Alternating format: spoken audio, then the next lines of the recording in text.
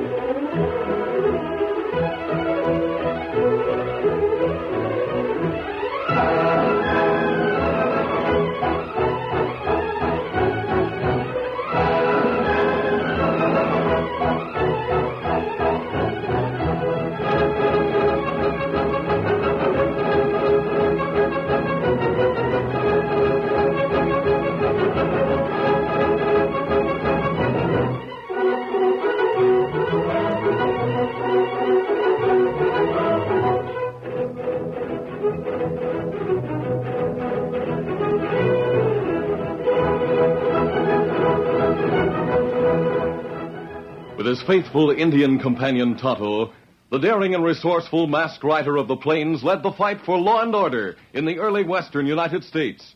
Nowhere in the pages of history can one find a greater champion of justice. Return with us now to those thrilling days of yesteryear. From out of the past come the thundering hoofbeats of the great horse Silver. The Lone Ranger rides again. Come on, Silver! Let's go, big fellow! I'm Silver! Aye!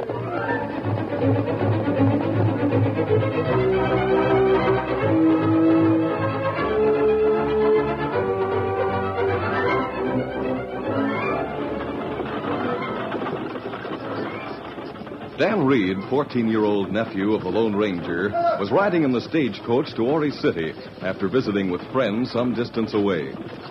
The stage was a few miles out of Ori City before the only other passenger, a stout, jolly-looking middle-aged man who had slept most of the way in spite of the rough riding, finally yawned and woke. Well, guess I must have been asleep, huh, son? Yes, sir. You've slept ever since I got on the stage. Well, now, I can't say as I've been very good company for you, then. Oh, I don't mind, sir. Going far, son? I'm going to Ori City. I have friends waiting there for me. Ori City, eh? What I hear, that's a mighty rough and ready sort of place, isn't it? Well, it is sort of rough, I guess. You gotta expect that in these far west frontier towns, I reckon. You know, a fat hombre like me has a hard time getting around out here. Every time I go to get on a horse, the poor critter looks around at me and it sort of gives up. Oh, golly. Yes, sir. And when I get into one of those there western saddles, I sort of flow all around it like a hen sitting on an egg. Oh, gosh, you aren't that fat, sir. I'm fat enough, son. Oh, why, when I got on this stage, it took two men to squeeze me through the door of the coach. I sure hope they don't have to take the coach apart to get me off.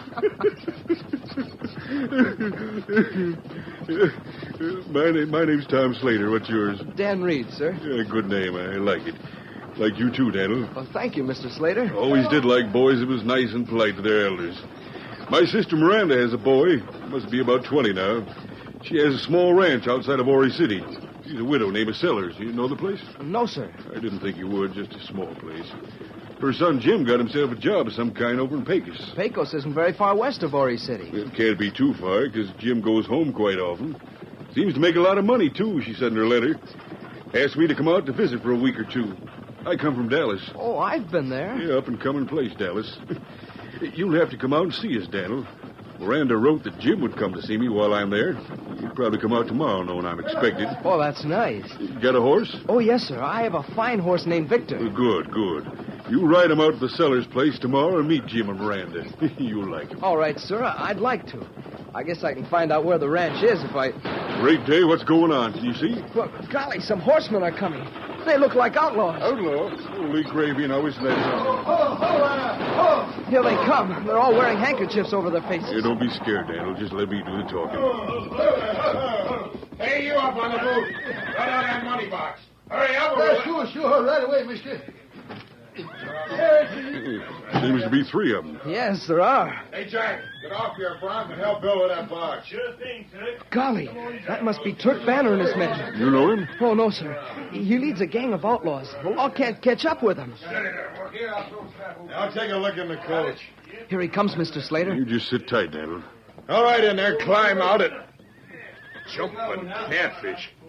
Don't tell me all that's just one hombre sitting there. Yeah, I reckon it is, mister. Tom Slater, fattest hombre in Dallas, that's me. As for climbing out, if you hombres want to take the time to pry me out of this coach, it's all right with me. Hey, Bill, come here. Look inside there. There's a kid and a... Holy cow. What is it? If I was worth my weight in gold, I might pass for the United States Mint, huh, Daniel? I gotta hand it to you, mister. Hey, now you're taking our minds off our business. This is a hold-up. Now, look, Fatty, you can sit where you are, you and the button. But hand out your money and valuables proud of both of you. Here's my wallet. And my watch. It isn't gold, but it runs if you shake it now and then. Keep the watch. We don't want that. I'll take the wallet. And that ring you're wearing, too. Oh, that. I was hoping you'd miss that. Not that it's worth much, mind you, but it's kind of hard to get off. My fingers got fatter since I bought it. There, managed it, yeah. You'd almost wear it for a belt. Come on, Turk. That big walrus hasn't got anything else worth taking. I ought to search the kid's pockets, though, just in case. The funny thing, last time I went through Junior's pockets, I got nipped by a small snake. He has the darndest You habit. mean he puts toads and snakes and such in his pockets? Well, you know, mister, the saying is boys will be boys. I remember once when he... Shut up. Come on, Bill, let's get going. Right. All right, driver, get that snake down. Get going. Sure. Get up there. You see, Dale being so fat has its compensations. We sure fooled him that time. Golly, but they took your wallet and the ring. The ring I'm sorry about, but most of my money isn't in the wallet. You see, I'm sitting on it. We sure fooled him that time.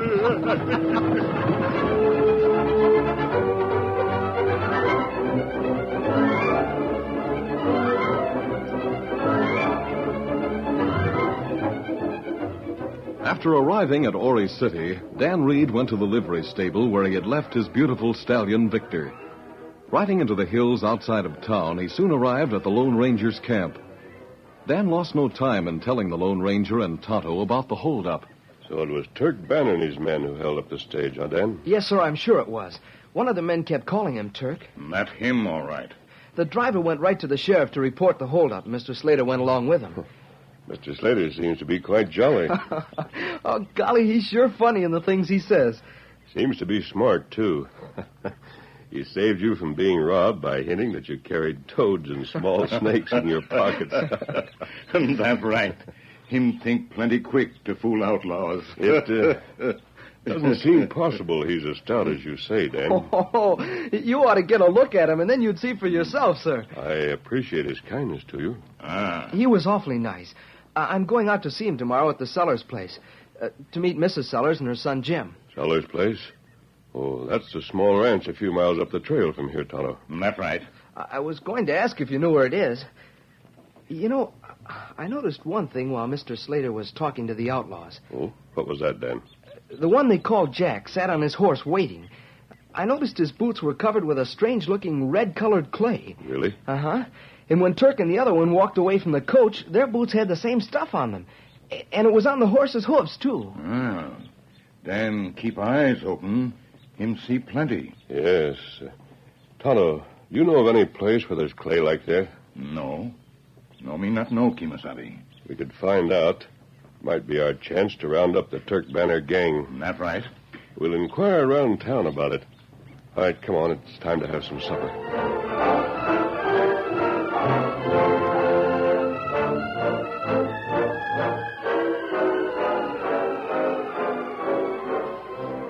The following day, Tonto made discreet inquiries around town, but no one seemed to know about the location of the red-colored clay. That afternoon, Dan left the camp and rode to the Sellers Ranch. He reined up in front of the house. Oh, Victor. Oh, boy. Steady, fellas. Golly, there's Mr. Slater sitting on the porch. Hello there, Daniel. Come on up and sit. Hello, Mr. Slater. There's the horse I told you about. Gosh, Daniel, he's sure a dandy. You sit down, sit down. Thanks. Miranda! What is it, Tom? Give me a minute. Here's that boy I was telling you about, Miranda. Meet Daniel Reed. How do you do, Mrs. Sellers? Well, I do declare. So this is the boy who was in the holdup with you. That's right. Daniel never winked an eye either. Got a lot of gumption for a button his size. Tom was telling me about how he fooled those outlaws, Dan. Being so fat, he gets away with a lot other men couldn't. Don't you care if people say you're fat, Mr. Slater? Daniel, the truth never hurt anyone, especially when it's something everybody can see and you can't deny.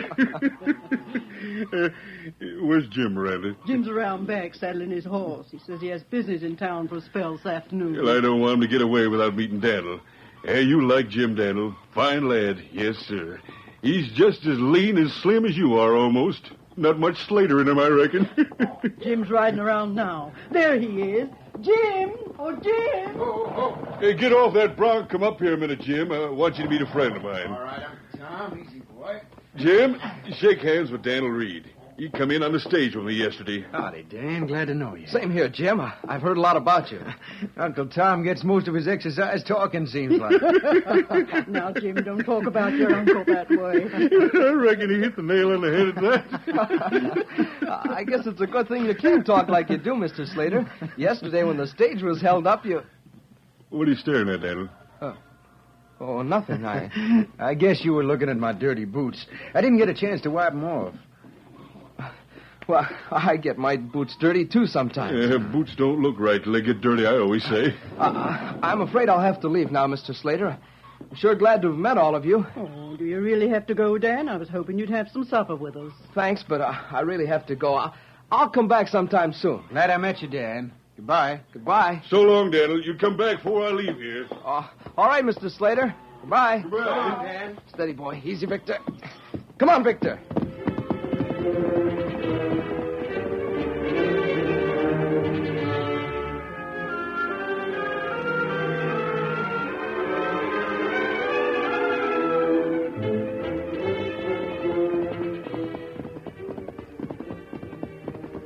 Dan rode to the trail outside the entrance to the Sellers Ranch.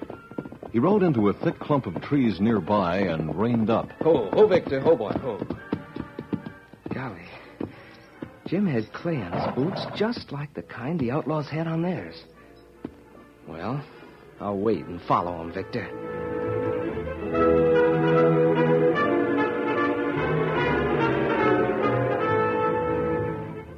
Within a short time, Jim rode from the ranch and started up the trail. When Dan decided it was safe enough, he started after Jim. Come on, Victor. For some distance, Dan trailed Jim without being seen. Finally, Jim rode through a pass into a hidden valley beyond. Though Jim was no longer in sight, Dan rode toward the pass with hopes that Jim was riding to the outlaw camp. As Dan approached the pass, he slowed Victor's pace. Easy, Victor. Easy, boy. He was about to enter the pass when suddenly a shot rang out.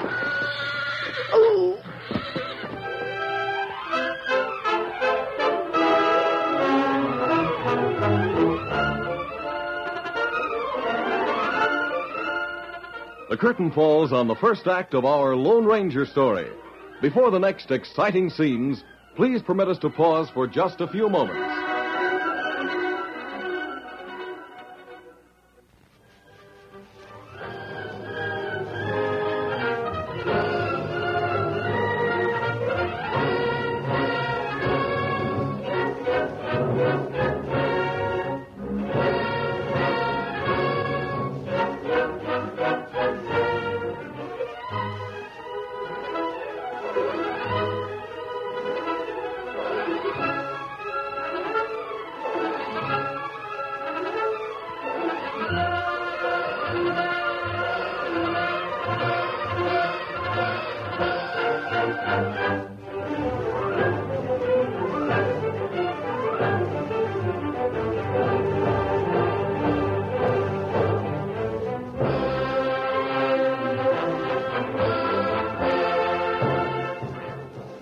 to continue our story. As Dan lay unmoving at Victor's feet, two horsemen came out of hiding and rode over to him. Hold there. Easy now. Hey, for the love of Pete, look here. It's only a kid. Kid? Wonder why he was followed. Hey, this is the kid that was on the stage yesterday with that fat hombre. You sure? Sure, I'm sure. See if he's hurt bad. Hey, look, there's where the bullet hit him. Just creased his temple a bit. Oh, what happened? He'll be all right, kid. He got creased by a bullet. Lucky you weren't killed. Maybe he should have been. Had no business trailing Jim. Here, tie this handkerchief around his head. Sure. Jim Sellers. Now I remember. I was following him. He must be an outlaw with Turk Banner's gang. There you are, kid. That'll hold you. Listen, Jack. Did you hear what he just said? He's wise to the fact that Jim's with us. Yeah. We better take the young maverick to Turk. I'll say we better. And Turk's not going to like having this fresh kid knowing so much. Come on, get up, Mutton. I'm all right now. And get on your horse and get going with us. Turk Banner will take care of you, and good. All right. Steady, boy. Steady, fella. Come on, Jack. Let's go. All right, kid. Get going. Through that pass over there. And this gun says you don't pull any tricks. I'm going. Come on, Victor. Get up. Get up there.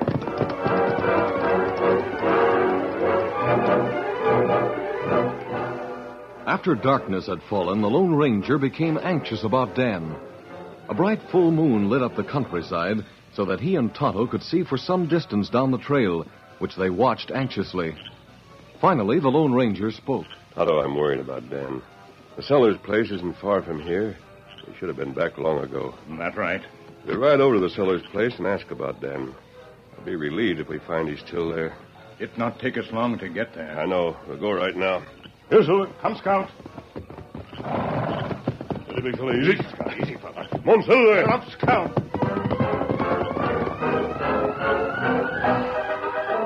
A short time later, the Lone Ranger and Tonto reined up in front of the Sellers ranch house. Oh, Silver. Oh, you got no fella. Easy now. Wait here, Tonto. You wait.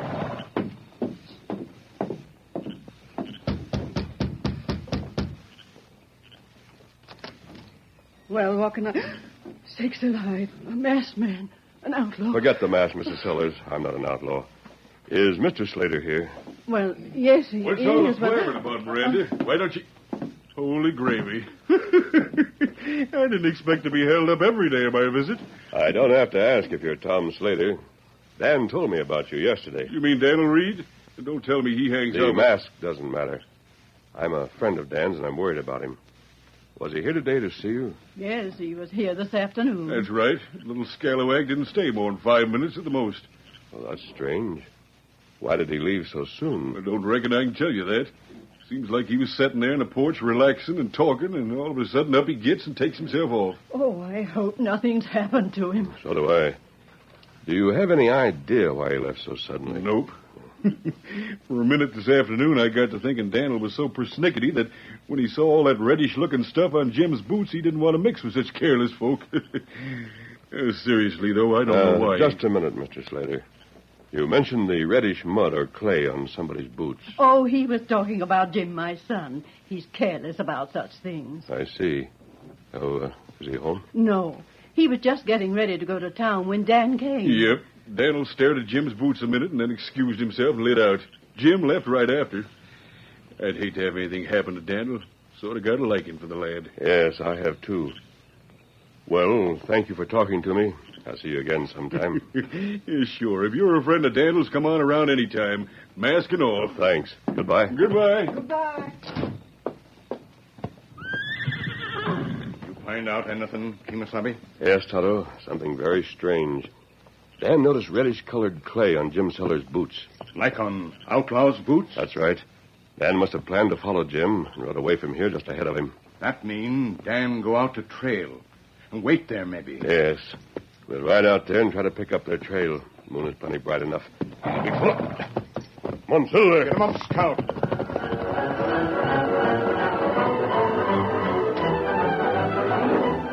Riding out to the entrance to the Sellers place, the Lone Ranger and Tonto reined to a halt. Tonto, the only possible hiding place from which to watch anyone coming from the ranch would Be in that grove of trees. That's right. We go look there? Yes. Come on, Silver. Get him up, Scout.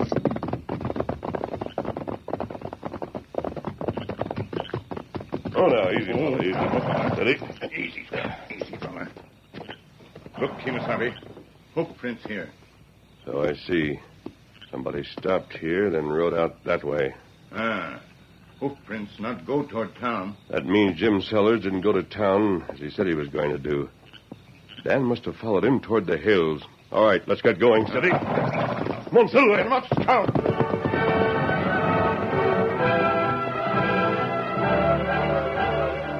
Meantime, the two outlaws had taken Dan through the pass into a narrow valley, the floor of which was composed of a soft reddish clay. Two cabins with a large lean-to behind them to shelter the horses stood off to one side. The smaller and better-looking cabin was the headquarters of Turk Banner, the outlaw leader. The cabin was empty when Bill and Jack took Dan in and tied him up on a cot. It was some time later that Turk Banner arrived after a trip to town and entered the cabin where Bill and Jack were playing cards.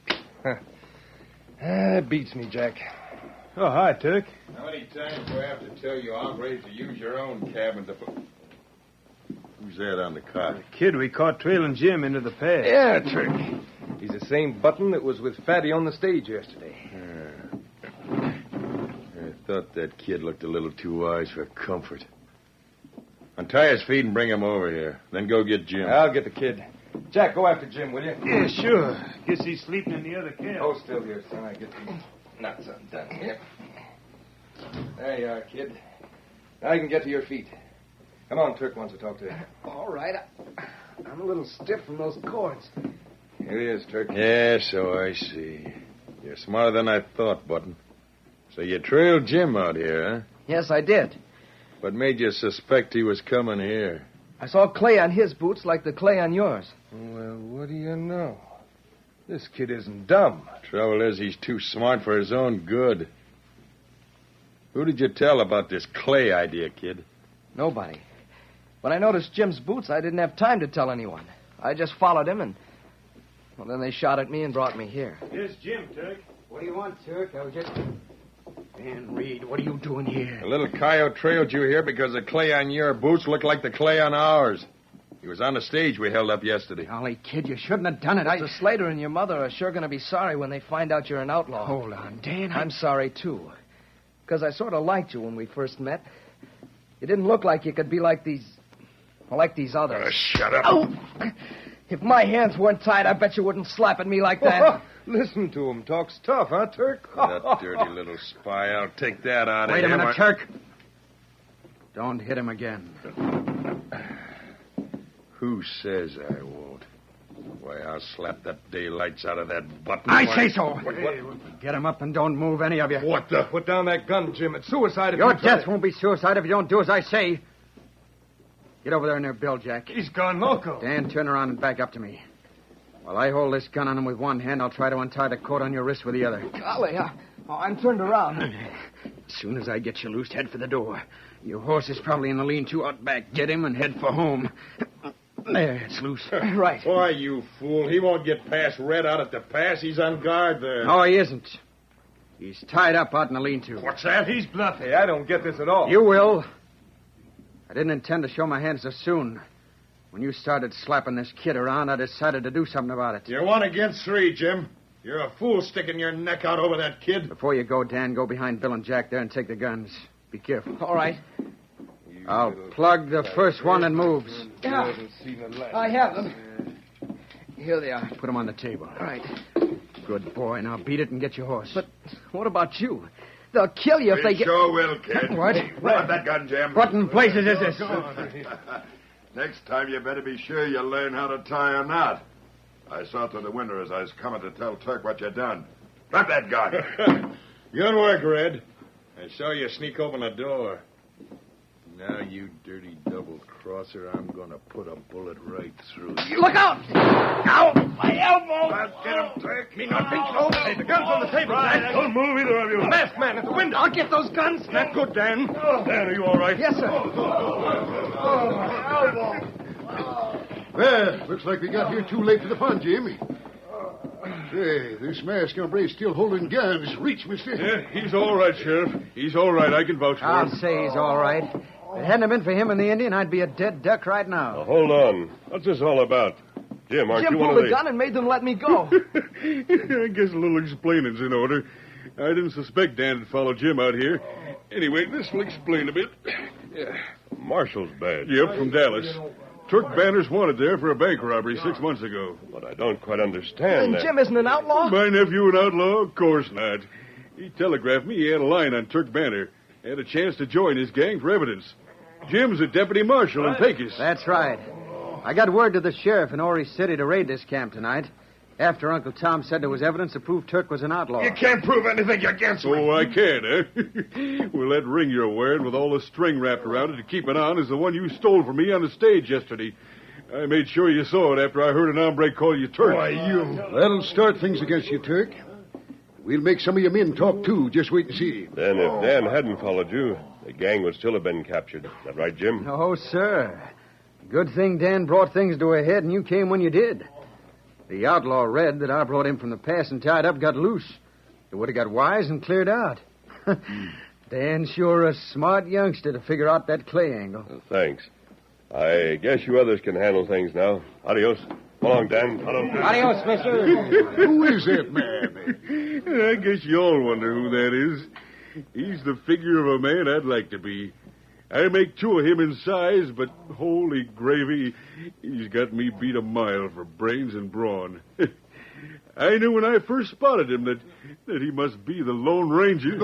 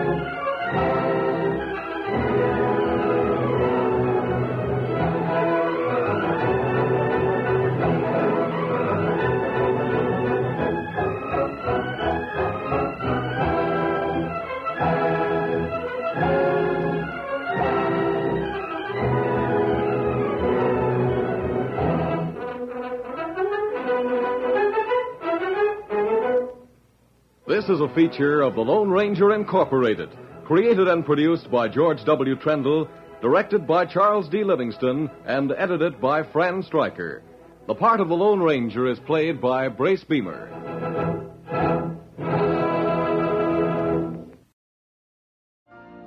You've been listening to the OTR Gold Network. Find more classic radio at otrgold.com.